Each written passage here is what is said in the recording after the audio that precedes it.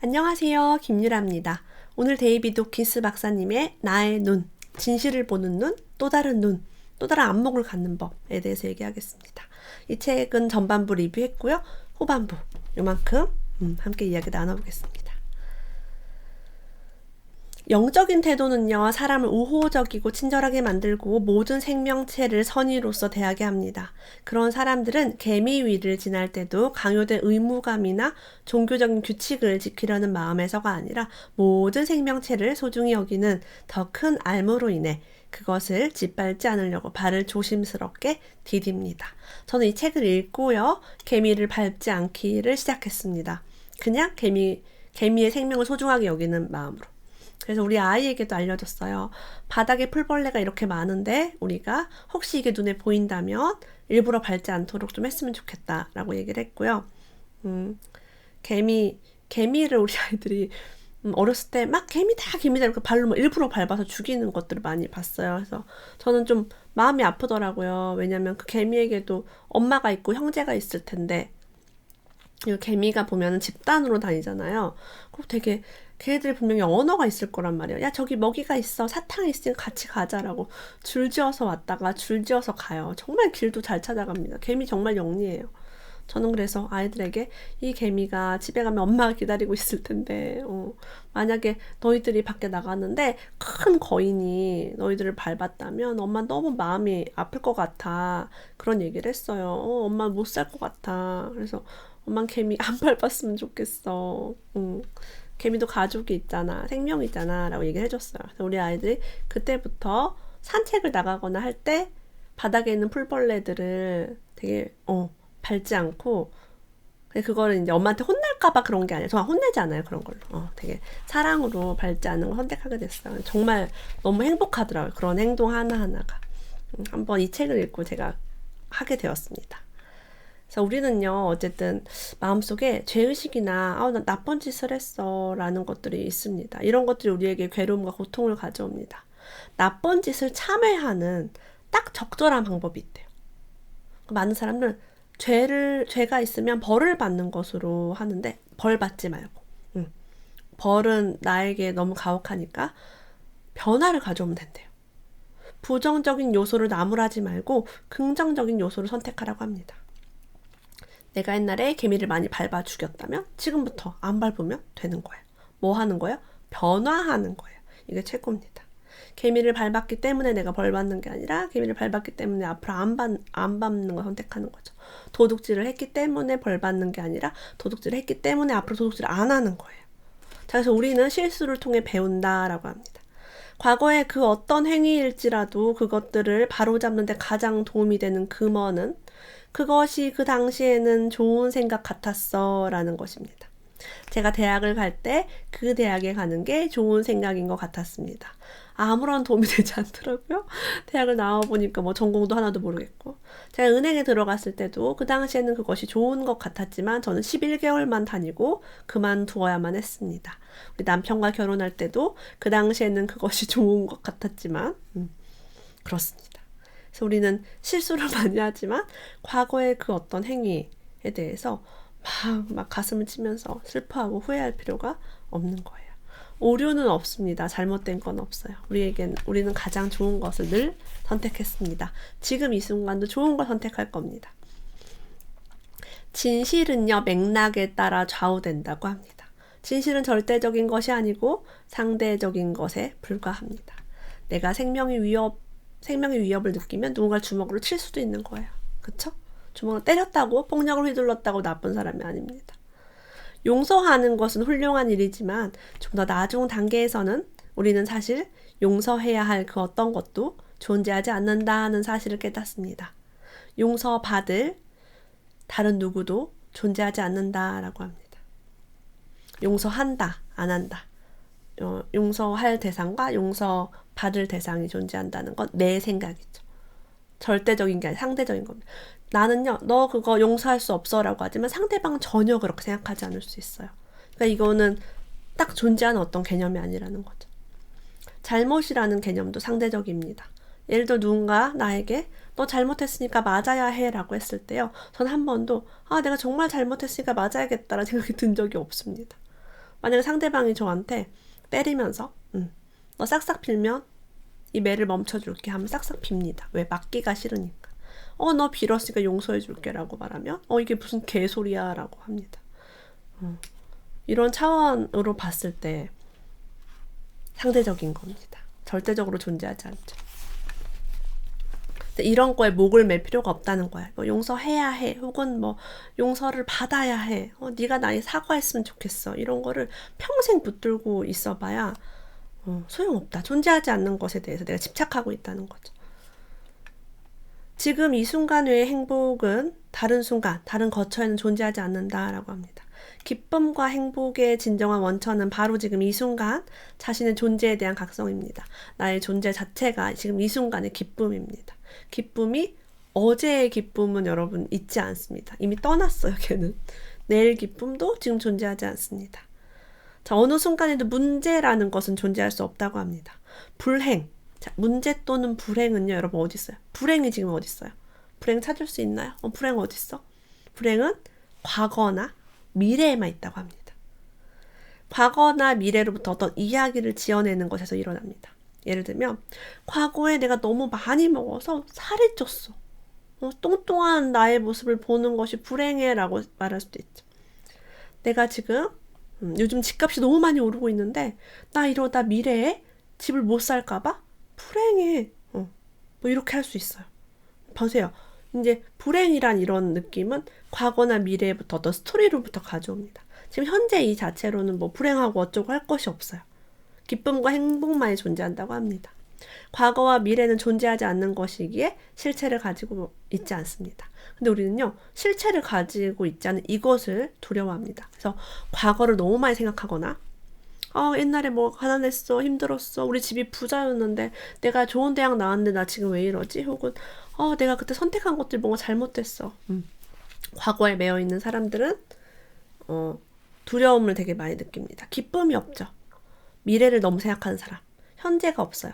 현재는 희생해야 돼. 미래를 위해서 희생해야 돼. 나는 미래를 위해서 뭐를 하고 막 고통스럽고 힘들고 졸리고 피곤하고 아픈데도 계속 미래를 위해 달립니다. 잠도 안 자고 막 잘 먹지도 않고 몸이 아픈데 성공하기 위해서는 이렇게 해야 돼. 그렇게 하면은 힘들죠. 그리고 기쁨과 행복의 원천은 지금입니다. 지금 기쁘면 그게 성공한 거고 그게 행복한 거죠. 에너지, 데이비드 호킨스 박사님 의식 지도에서 여러 가지 에너지 장을 나타냈습니다. 200 수준이 이제 용기이고, 그 이상은 이제 에너지가 파워가 있고, 밑에는 에너지가 없는 그런 상태입니다. 자, 에너지 장은 낮은 것보다 높은 것이 더 나은 것인가요? 라는 질문을 했어요. 그것은 더 낫지 않습니다. 오로지 다를 뿐입니다. 라고 합니다. 각각의 실체들은 전체에 기여하는 각각의 할 일들을 갖고 있대요. 한 벽돌이 다른 벽돌보다 크고, 더 건물 속에서 높은 곳에 위치하고 있다고 해서 다른 벽돌보다 더 낮지는 않습니다. 라고 합니다. 우리가 두려움을 느낄 때가 있고 수치심을 느낄 때가 있고 기쁨을 느끼고 용기를 가지고 이런 어떤 에너지의 장들이 있다고 얘기를 합니다. 많은 위로가 됩니다. 우리의 내면에서는 나는 안다 라고 주장하는 것들이 있다고 해요. 근데 그것은 무엇이든 간 거짓임을 입증한다고 해요. 이게 무슨 말이야? 내가 알아 라고 주장했을 때 그것은 거짓임을 입증하는 것이다 라고 합니다. 그 주장이 진실이라면 그런 주장을 하지 않았을 겁니다 라고 합니다. 진실은 주장할 필요가 없다라는 거예요. 이 앞에도 계속 나오지만 진실은 저절로 드러나기 때문에 진실을 주장할 필요가 없다는 거죠. 누군가 뭔가를 과하게 주장한다면 그것은 거짓일 수 있다. 주장하지 않고 존재하라라고 나와 있습니다. 참다운 존재로. 나는 이걸 알아. 넌 이거 모르잖아. 이렇게 할 필요가 없는 거예요. 김유라가 여자다라는 것을 주장할 필요가 없고 나는 그냥 존재하면 됩니다.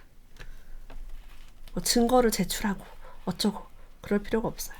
진짜 생각해보니까 너무 과하게 뭔가 주장하고요. 막 큰 소리치고 막 이것을 들어보세요. 내 말을 들어보세요 여러분. 이러는 것들 보면 좀 이상한 것들이 간혹 있습니다. 그래서 그런 것들에 우리가 깨어있는 거죠. 저 주장하는 걸 보면서 저거 뭔가 좀 이상한데? 그렇게 볼 수 있겠죠. 양극으로 보이는 것들 중에서 우리는 빛과 어둠이 있습니다. 우리는 빛과 어둠을 반대의 개념으로 봅니다. 하지만 사실상 어둠 같은 것은 없다고 해요. 이게 무슨 말이야? 어둠이 없다고? 여러분 지금 불을 켜고 있습니다. 이 불을 끄면 깜깜하게 됩니다. 자, 그래서 빛이 이 세상에는 어둠은 존재하잖아요. 자, 빛이 있는 상태에서 어둠을 켤 수 있나요? 없죠. 어둠은 존재가 없기 때문에 어둠을 켜는 건 불가능합니다. 빛을 켜는 건 가능합니다. 자, 빛만 존재합니다. 그래서 빛이 현존한다거나 하지 않는다거나 아니면 빛이 다양한 각도로 존재하는 것을 볼 수 있습니다. 자, 돈 얘기도 할게요, 여러분. 돈은요, 갖고 있는 것과 갖고 있지 않는 것이 있습니다. 우리는 부자 또는 가난한 자, 뭐 이렇게 이야기합니다. 하지만 이 변수가 돈의 존재라고 해요. 가난이란 용어는 돈의 부재를 의미합니다. 돈이 없다는 걸 의미합니다. 가난 자체는 없다는 거죠. 가난을 가질 수 없다. 돈이 없는 상태를 창조해낼 수는 없는 거죠. 돈이 많은 가운데 가난을 존재시킬 수는 없어요. 그래서 우리는 가난을 가질 수 없다라고 합니다. 이 빛과 같은 존재야. 돈이 있고 없고, 빛이 있고 없고. 자, 냉기에 대해서도 얘기해 볼게요. 찬바람, 냉기. 지금 이 집이 제가 보일러를 22도로 켰어요. 자, 보일러를 꺼버립니다. 그러면 집이 추워지죠. 열이 사라진 것입니다. 냉기가 생긴 것이 아니에요. 만약 열이 존재한다면 우리는 그런 상태를 따뜻하다 혹은 덥다라고 합니다. 냉기는 그저 열의 부재를 의미합니다. 그럼 누군 이렇게 얘기하죠. 여긴 냉기는 스스로 존재하지 못한다라고 돼 있어요. 에어컨은 뭐예요? 에어컨에 냉기 팡팡 나오잖아요. 에어컨 냉기가 막 만들어내잖아요. 여러분 에어컨에 뭐가 있냐면 실외기라는 게 있어요. 실외기 한번 가보세요. 거기에 뭐가 나오고 있나요? 뜨거운 바람이 나오고 있습니다. 뜨거운 바람을 빼서 열이 사라지게 만드는 겁니다. 그래서 실외기 없이는 찬바람이 절대로 나오지 않습니다. 그래서 냉장고 뒤편도 보면 따뜻한 열이 굉장히 그 판에 있습니다. 너무 신기하지 않나요? 근데 열이 나오는 것엔 여러분 냉기가 나오지 않아요. 그 원리를 잘 보세요. 예를 들면 뭐 히터 같은 거에, 난로 같은 거에, 난로 반대편에 찬바람을 빼는 게 있나요? 없어요. 너무 이 원리가 너무 신기하죠. 그래서 우리는 뭘 선택하면 됩니까? 빛을 선택하면 돼요. 돈만 보면 돼요. 어둠을 보거나 가난을 두려워할 필요가 없다는 거예요. 왜? 그건 아예 존재하지 않는 거예요. 가난할까봐 무서워요. 아니, 가난은 없어요. 돈이 많고 적음은 있겠죠. 돈의 양이. 많고 적음도 사실은 존재하지 않는 것이 뭘 기준으로 많아요? 여러분 키가 크고 작다. 어떤 키가 크다고 얘기해요? 예를 들면 남자 키 180은 크다. 뭐 이런 게 있어요. 뭐 170은 크다. 저는 170이면 괜찮다라고 생각을 하지만 이런 것도 크다 작다도 비교의 상대적 개념입니다. 그냥 이런 것에 너무 집착할 필요가 없다는 거예요. 전기는요, 들어오거나 들어오지 않거나 둘 중 하나라고 합니다. 꺼짐은 존재하지 않는데요. 꺼짐은 전선을 타고 흐를 수가 없대요. 그런 말은 그냥 언어적 편의성 상에 생긴 말이지 존재하지 않는다라고 합니다.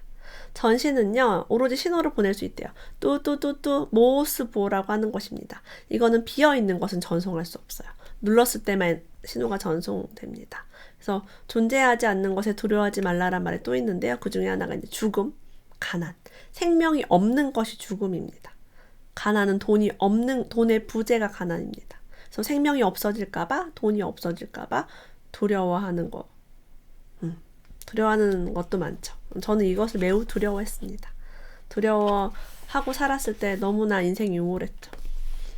이게 없다는 게 알았을 때, 이것이 없다는 거 알았을 때는 저는 반대만 보게 됩니다. 생명만 보게 되고요. 돈만 보게 되고. 너무 좋죠. 현실에 그게 상조됩니다. 내가 보고 있는 것들이 현실에 생깁니다. 죽음을 생각할 때는 자꾸 병에 걸리고 아프고. 그렇죠. 용서하는 행위는 모두에게 이익이 된다라고 합니다. 우주는 모든 행위를 알아차리고 기록하며 똑같이 되돌려줍니다. 그래서 복수하고 보복하고 원망하기보다는 용서를 하라라고 해요. 근데 이게 쉽지는 않지만 우리는 노력을 해볼 수도 있겠죠. 모든 친절함은 영원히 존재합니다. 매 순간에 내가 뭔가 선택할 때 가능하면 친절함을 선택하면 좋다고 합니다. 너무나 당연한 얘기지만 우리가 길을 가다가요, 뒤집어진 채 무력하게 발버둥치는 풍뎅이를 보곤 합니다. 풍뎅이 가끔 뒤집어져 있더라. 예. 그 누구지? 뭐지? 풍뎅이 말고 무당벌레도 가끔 뒤집어져 있어요. 걔는 왜 뒤집어져 있는지 모르겠습니다. 작은 나뭇가지로 그것을 바로 세워줘서 생을 지속하게 해줄 때 전 우주는 그것을 알고 그에 반응합니다. 우리가 생명을 살릴 때 우리의 생명도 더 연장이 된다는 얘기예요. 이런 얘기는 제가 많은 책에서 많이 보았습니다. 모든 생명의 가치를 인정하고 뒷받침해주는 것은 그 생명의 일부인 자기 자신을 뒷받침해주는 일이 됩니다. 우리가 뭔가를 파괴하고 생명을 끊어버리는 대신에 그 생을 지속할 수 있게 도와주는 거죠. 자, 그래서 아이를 키우면 여러분 생명이 연장됩니다. 식물이나 동물, 애완동물 같은 거 키우는 사람들이 우울증도 사라지고 건강하다는 얘기 보셨나요? 그래서 우리가 생명과 함께하는 건 정말 좋은 일입니다. 그래서 우리가 결혼을 하고 아이를 낳는 것도 정말 위대하고 좋은 일이라는 거예요. 뭘 위해 좋은 일 하냐면 나를 위해 좋은 일이에요, 이거는. 그래서 아이를 낳으면 힘들어요. 아이를 하면 돈이 많이 들잖아요가 아니라 그 생명의 가치를 인정하고 뒷받침해주는 게 우리한테 너무 좋은 일이라는 거죠. 그래서 아이를 키우고 계시는 분들은 최고로 훌륭한 일을 하는 거고 이 우주에서 인류에서 가장 위대한 일. 사회적으로 성공, 돈 벌고 유명하고 이런 거 좋지만 우주적 차원에서는 생명을 키우는 일이 최고입니다. 여러분들 잘 되실 거예요.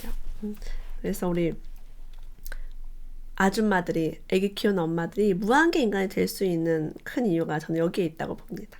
다르죠. 네. 프라이버시에 대해서 이렇게 나와 있어요. 요즘 연예인들 핸드폰이 해킹됐다 이런 얘기 굉장히 많잖아요. 카카오톡 때문에 진짜 구속되는 경우도 있고. 여기에 이 책에 이렇게 나와요. 프라이버시란 사실상 지나간 시대의 판타지다라고 합니다. 환상이래요. 프라이버시를 지키겠다. 프라이버시 오픈 안 돼. 이거 판타지래요. 정직한 사람들은 자신의 정직함과 죄 없음이 기록될 터이므로 이런 모든 현실을 환영합니다. 프라이버시 오픈되면 어때요? 해킹 당해도 괜찮은데 나는 내가 정직하다면, 내가 죄가 없다면 아무렇지도 않습니다. 부정직하거나 죄 있는 사람들은 아마 이런 현실을 두렵게 여길 것입니다. 그래서 우리가 부정직하고 있으면 두려운 일이 생긴다는 거죠. 그러니까 이렇게 살 필요가 없는 거예요. 지금부터도 우리는 선택을 할 수 있습니다. 지금부터라도. 네.